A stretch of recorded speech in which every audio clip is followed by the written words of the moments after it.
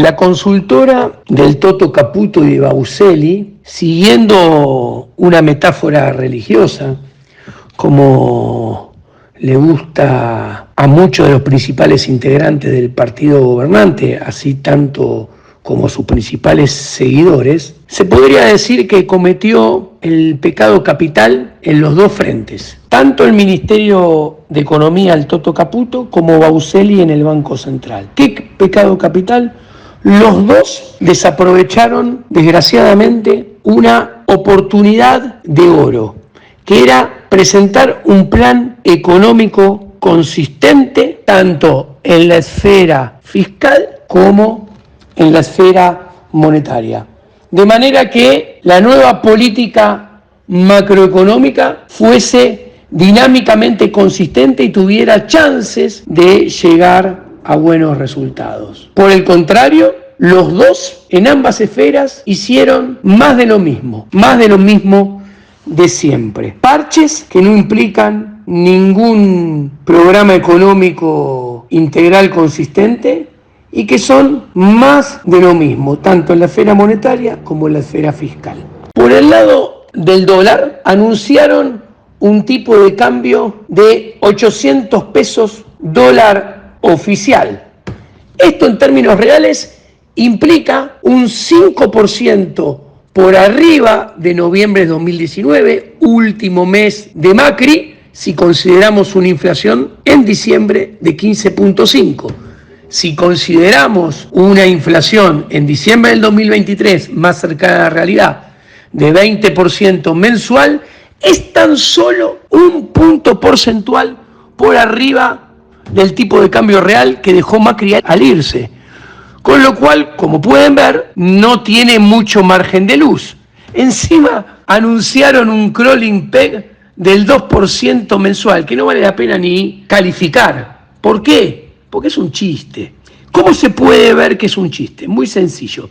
Si asumimos una inflación promedio mensual del 19.2 en el periodo diciembre del 2023, abril del 2024, si no se mueve el tipo de cambio, nada, estos 800 pesos en abril del 2024, medido en términos reales, son 10 puntos porcentuales más barato que el tipo de cambio de 400 de antes de los anuncios.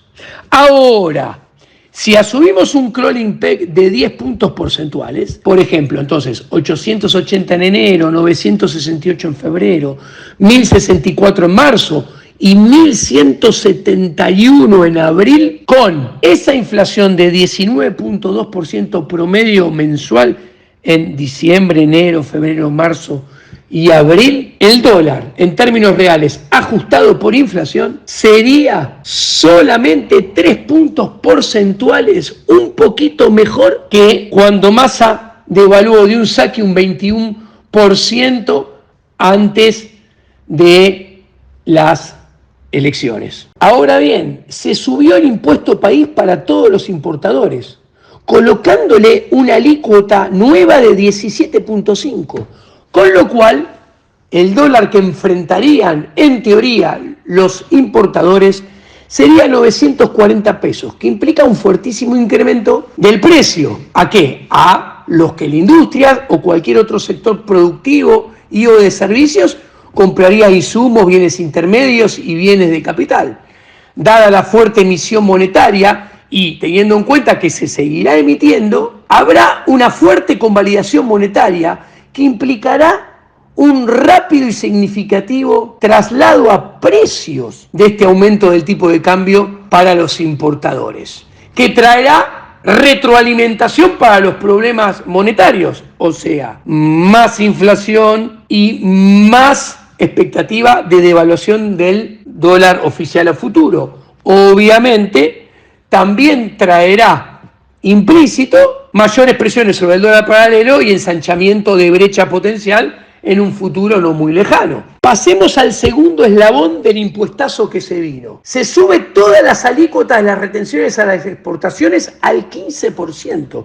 Esto es un gran aumento para las economías regionales. El limón, la manzana, la pera, el maní, el ajo, etcétera, etcétera, etcétera. Solamente siguen igual la soja en sus diferentes variantes, que quedan en 31 y 33.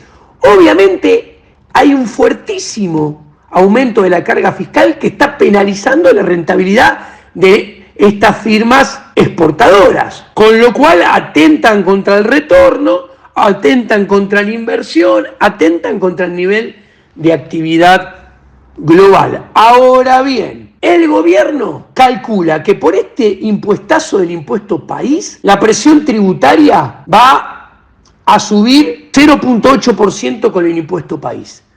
Y con la suba de retenciones, otros 0,5% del PBI adicionales. O sea, cuando se suman estos dos impuestazos, el impuestazo del impuesto país de 0,8 más el impuestazo de las retenciones 0,5, el gobierno de Javier Milei quiere aumentar la presión tributaria 1,3%.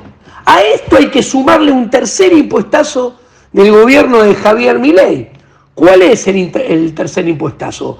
La retracción del aumento del mínimo no imponible para los que pagan ganancias de cuarta categoría. Con esto, Javier Milei piensa aumentar la presión tributaria otros 0,4% en términos de PIB más de recaudación, con lo cual 1,3 más 0,4, ya estamos en 1,7. No termina ahí. Javier Milei planea un cuarto eslabón de impuestazos, que es vía eficientizar mayor fiscalización de bienes personales, además por incremento devaluatorio, más moratoria, más un blanqueo, que no es un blanqueo como yo propuse, que el sector público le pague al sector privado para blanquear, sino que es que además de blanquear, los privados van a tener que pagar impuestos por blanquear, pretende recaudar 0,5 más. ¿Qué quiere decir esto? Que el impuestazo de Javier Milei asciende a un total de 2,2% del PBI según sus propias estimaciones. ¿Qué implica esto? Que como siempre venía sosteniendo, Massa dejaba una recaudación en los mínimos históricos, menos 3,5 puntos porcentuales por debajo del pico récord absoluto de Cristina, menos 3 puntos porcentuales por debajo del segundo récord, que fue el récord de presión tributaria de Mauricio Macri en el 2017. Si Javier Milei quiere subir la recaudación a 2,2% adicionales del PBI, esto implica que Javier Milei pretende llegar ¿a qué? A el podio, al tercer lugar en picos de recaudación en términos del PBI. Pasemos por el ajuste vía del gasto. Ya sabemos que 2,2 puntos porcentuales del PBI es 4 caminos por los cuales Javier Milei sube la recaudación, la presión tributaria. Ahora, vamos por el lado del gasto, repito. Primer recorte de gastos son los subsidios económicos. Con esto, Javier Milei pretende reducir el gasto público 0,7% del PBI. Ahora bien, ¿qué implica esto? Pongámosle nombre y apellido. Quiere decir que se pretenden eliminar en pocos meses los subsidios a la energía, gas, electricidad, combustibles y al transporte, que no son otra cosa que ¿qué? Que los billetes de trenes y de colectivos. ¿Cuánto es el aumento de tarifas que hay que descontar mirando al mediano plazo para adelante? Y van a aumentar aproximadamente un 300-400%, ¿ok?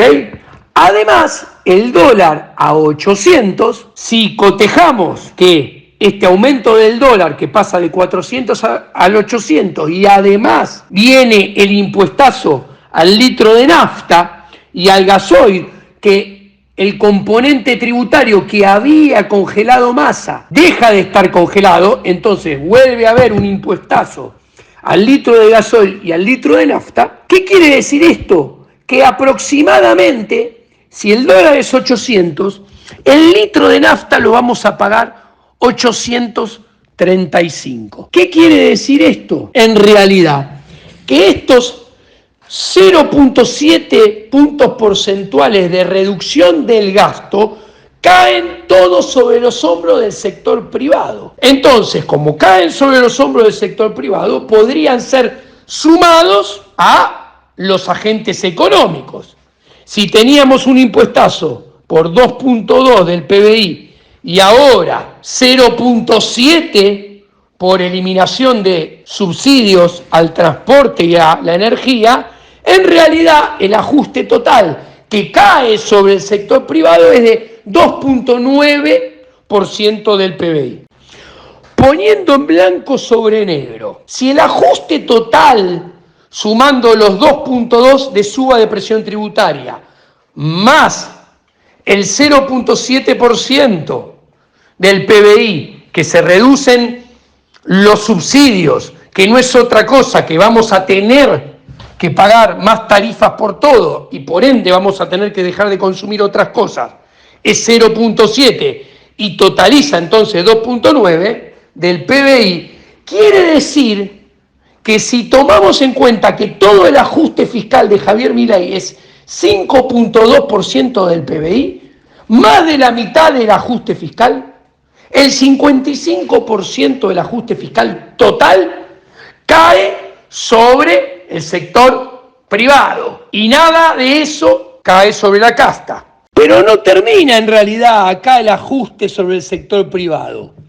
porque Javier Milei está también poniendo una licuación de jubilaciones y pensiones por 0.4% del PBI, con lo cual a ese 2.9 de ajuste que caía sobre los hombros del sector privado, hay que sumarle este 0.4% que se licuarían las jubilaciones y pensiones, totalizando un ajuste total sobre los hombros del sector privado de 3.3% del PBI. El ajuste fiscal de Javier Milei sobre el sector privado es 3.3% del PBI, de un ajuste total de 5.2% del PBI. ¿Qué quiere decir esto? Que el 63.5% del ajuste total de Javier Milei cae sobre los hombros del sector privado y solamente el 36.5% restante del ajuste caería sobre el sector público o casta, que ya veremos qué es.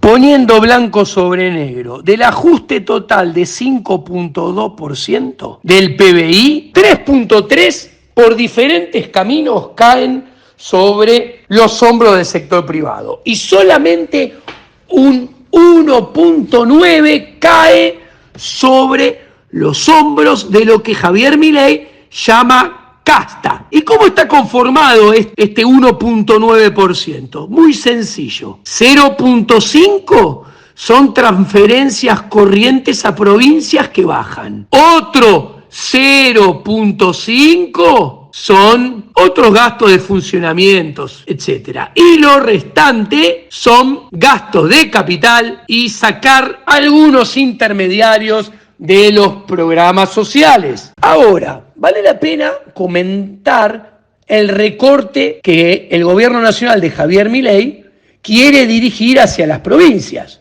¿Por qué? Porque en el 2024 el consolidado de provincias enfrentaría el peor resultado global de la historia, ya que se espera un resultado negativo total con cajas previsionales un 70% mayor que en 2023, de 1.7% del PBI en 2024, cuando en el 2023 había sido solamente o sería solamente 1.0. ¿Cuál es el problema? Los gobernadores son los que pagan a los policías, maestros, médicos, enfermeras y jueces. Los gobernadores son los que pagan los patrulleros, las comisarías, los colegios, las escuelas, los hospitales y los juzgados.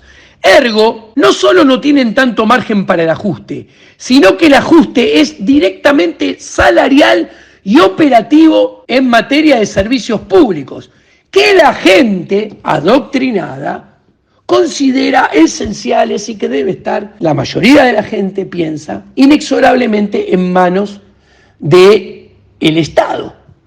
¿Y esto qué quiere decir? Que acá el partido se juega en la provincia de Buenos Aires y en la batalla política contra el kirchnerismo y Axel Kicillof, que no va a dudar en echarle la culpa al gobierno nacional, inclusive a la hora de emitir, si es necesario y en el extremo, una cuasimoneda. La provincia de Buenos Aires es fiscalmente inviable siempre, ya que la ley de coparticipación la castiga como a ninguna otra. De hecho, por esto existía el Fondo de Reparación Histórica de la provincia de Buenos Aires, que el presidente Menem le dio a Duhalde, y solamente después de la creación de este Fondo de Reparación Histórica de la provincia de Buenos Aires, fue que Duhalde aceptó ser gobernador. En pocas palabras, si el gobierno nacional no le da dinero a la provincia de Buenos Aires, inexorablemente las organizaciones de la provincia de Buenos Aires vendrán acá pidiendo dinero. Y el dinero no tiene otro camino que ser emisión monetaria, ya sea del BCRA de Baucelli, o ya sea del Tesoro de la provincia de Buenos Aires. Los gobernadores se van a poner duros como nunca se pusieron contra un gobierno nacional y tienen legalmente con qué hacerlo, ya que no se cumple el piso mínimo del 34% de la garantía de la recaudación que se le debe girar a las provincias. Para colmo, Nación sube retenciones y el impuesto país, que no se coparticipan. O sea, los gobernadores van a pensar que le están tomando el pelo. Ahora bien, para mí el problema más grande del ajuste fiscal del gobierno de Javier Milei es que estaría partiendo de números de déficit fiscal errados, más pequeños de lo que realmente serían. Considerando todo el impacto anualizado del plan Platita de Massa, el déficit primario y el déficit financiero proyectado para el 2024 son más grandes que los que piensan Milei. Son menos 6.0 y menos 7.8%. Ergo, este ajuste de menos 5.2 puntos porcentuales del PBI, que Javier, como ya dije, redondeando en un 73%, pone sobre los hombros del sector privado, no alcanza. Entonces, ¿qué quiere decir esto? Que Javier Milei debería hacer un ajuste mayor y como no lo hace, seguramente existe gran probabilidad, mejor dicho, que termine emitiendo, comprometiendo todo el escenario monetario futuro con más problemas de dólar y más problemas de inflación. La inflación y los impuestos están erosionando tus ingresos, pero quiero darte una solución. Únete a mi exclusivo curso de economía y obtener las herramientas necesarias para proteger tus ingresos de las políticas estatales. Además, adquirí el paper académico que impresionó a Jesús Huerta de Soto y descubrí por qué el oro es el mejor dinero. Encontrá mi dirección de contacto en la descripción y toma el control de tu futuro económico y financiero. No permitas que otros controlen tu destino y roben el futuro de tu esfuerzo. ¿Estás listo para cuidar tus ingresos? Sin más interrupciones, sigamos con el video.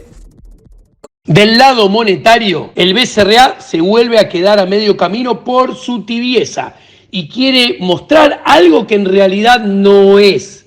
Se quiere mostrar que baja el ritmo de emisión monetaria cuasifiscal, pero en realidad solo se procura volver a alargar el horizonte temporal del cuasifiscal que compran los bancos. ¿Por qué?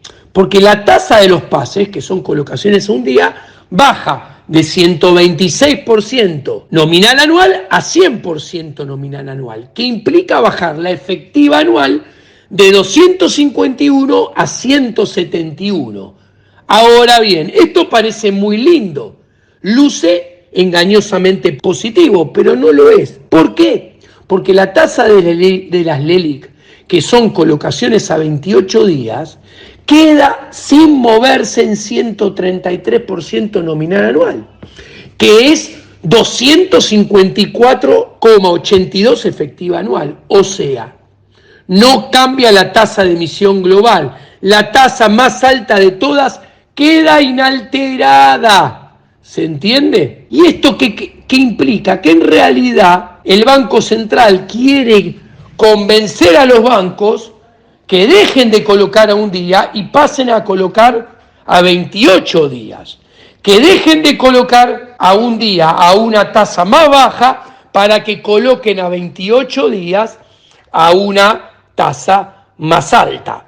Obviamente, con la aceleración de la inflación, esta tasa de 254% va a quedar cada vez más negativa en términos reales y ahí está la licuadora. Ahora bien, una licuadora que puede implicar que no renueven plazos fijos, la gente se quiera llevar los plazos fijos y cuando se quiera llevar los plazos fijos hay que emitir la LELIQ y PASE que salen a la calle. Y esa LELIQ y PASE fresquitas, recién emitidas, se vayan contra el dólar blue o se vayan contra el contado con liqui, aumentando los dólares paralelos y volviendo a ensanchar la brecha. Todo un riesgo que hay que ver si el Banco Central tiene las agallas para bancársela. ¿Qué quiero decir? Quiero decir que existe el riesgo que el Banco Central vuelva a subir la tasa e imprima entonces más velocidad a la emisión monetaria de cuasi fiscales en particular y de todos los pasivos monetarios en general. Bueno, muchas gracias. Esto ha sido todo por hoy.